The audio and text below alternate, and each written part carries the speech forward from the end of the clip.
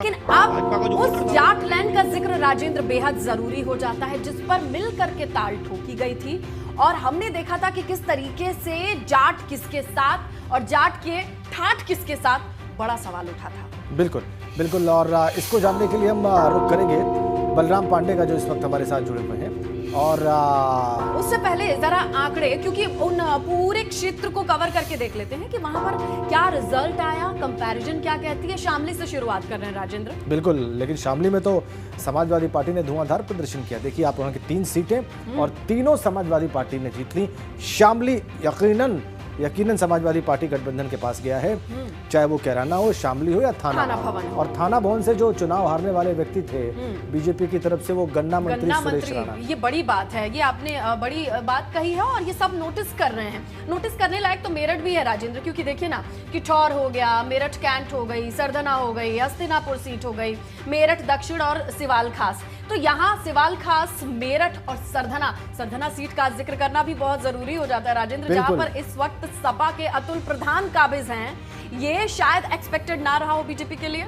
संगीत सिंह सोम फायरब्रांड नेता और विधायक थे भारतीय जनता पार्टी के, अपने बयानों की वजह से बहुत सुर्खियां बटोरते रहे, लेकिन अतुल प्रधान से चुनाव हार गए मुजफ्फरनगर। बिल्कुल, और मुजफ्फरनगर भारतीय जनता पार्टी के पास गया। ये एक जरूर एक ऐसी बात है जो हो सकता है राष्ट्रीय लोकदल और समाजवादी पार्टी के रणनीतिकारों ने इसके ऐसे परिणाम सोचे ना हो। बिल्कुल, क्योंकि जल्दी से जिक्र कर देती हूँ। खतौली में भाजपा, पुरकाजी में सपा, मुजफ्फरनगर में बीजेपी, चरथावल में सपा, बुढ़ाना में सपा, मीरपुर में, ये 3 कलर जो है, मीरापुर की बात कर ले तो सपा ही सपा है। अगला क्षेत्र है, अगला जिला है बागपत। देखिए बागपत भी जाट बहुल एक जिला है और यहाँ भी भारतीय जनता पार्टी ने जबरदस्त प्रदर्शन किया है और इससे पता चलता है कि जाट समुदाय ने और किस तरह से वोट किया यहाँ पर। बड़ौल और बागपत दोनों ही सीटों पर भारतीय जनता पार्टी विजय रही। छपरौली में, यहाँ जिसे कहा जाता है कि कल्याण सिंह का प्रभाव रहा होगा, यहाँ पर वो लोध वोटर रहते हैं, लेकिन बावजूद इसके देखिए जो कलर है वो रेड है।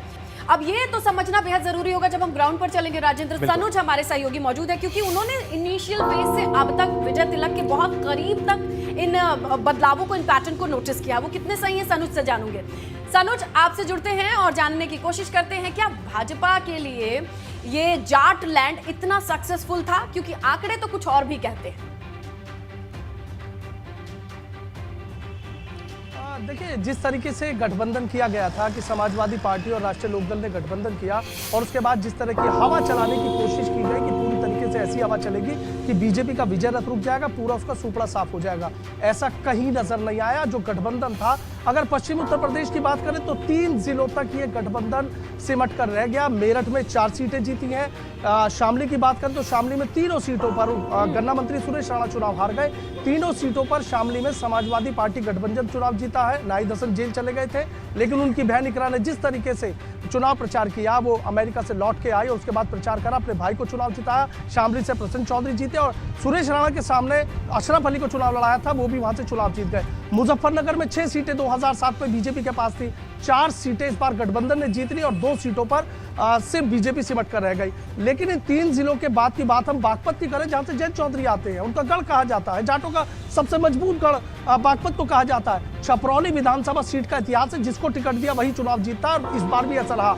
लेकिन बागपत और बड़ौद विधानसभा सीटें फिर बीजेपी के कब्जे में आ गई। 2017 में भी बीजेपी के कब्जे में थी, 2022 में भी बीजेपी का कब्जे में आई है। सहारनपुर आप चले जाइए, सहारनपुर में 7 विधानसभा सीटें हैं। पिछली बार बीजेपी के पास 4 विधानसभा सीटें थी, लेकिन 1 सीट की बढ़त हुई, 5 सीटें उसको मिली हैं। और जैसे जैसे आप इधर की तरफ बढ़ेंगे, आप देख लीजिए हापुड़ में 3 सीटों पर बीजेपी का कब्जा हो गया, गाजियाबाद में 5 सीटों पर बीजेपी का कब्जा है, बुलंदशहर में 7 सीटें 60 पर बीजेपी का कब्जा है, अलीगढ़ की 7 सीटें वहां भी बीजेपी का कब्जा है, मथुरा चले जाते हैं 5 सीटों पर बीजेपी का कब्जा है। तो आप ये देखिए कि पश्चिम उत्तर प्रदेश के जो महत्वपूर्ण जिले हैं, जिनको जाटलैंड एक तरीके से जोड़ा जाता है, वहां इस गठबंधन का असर नजर नहीं आया। 3 जिलों तक ये गठबंधन सिमटा रहा, क्योंकि इस बात से हम इनकार नहीं कर सकते कि देखिए, गन्ना किसानों का जो मुद्दा बकाये का है, वो सबसे बड़ा होता है और सरकार ने किसानों के बकाये गन्ने का भुगतान करा दिया। बागपत की बात करें तो रमाना शुगर मिल है, उसका विस्तारीकरण योगी राज में हुआ। मेरठ की मोहद्दीनपुर शुगर मिल की बात करें तो उसका विस्तारीकरण योगी राज में हुआ। तो तमाम यहाँ पर जो काम विकास के किए गए, वो बात अलग है कि और इसके अलावा भी सनुज, इसके अलावा भी बहुत सारी ऐसी बातें रही है जिस पर आपसे बात करना आवश्यक है। बिल्कुल बिल्कुल। देखिए, गन्ने की जब बात होती है राजेंद्र, तो खुद गन्ना मंत्री हार गए। ये क्या एक सिंबल नहीं है एक इशारा नहीं है जिससे पता चलता हो कि गन्ना कितना बड़ा मुद्दा था? ठीक है, इस पर हम सनु से बात करेंगे और उनकी टिप्पणी भी लेंगे।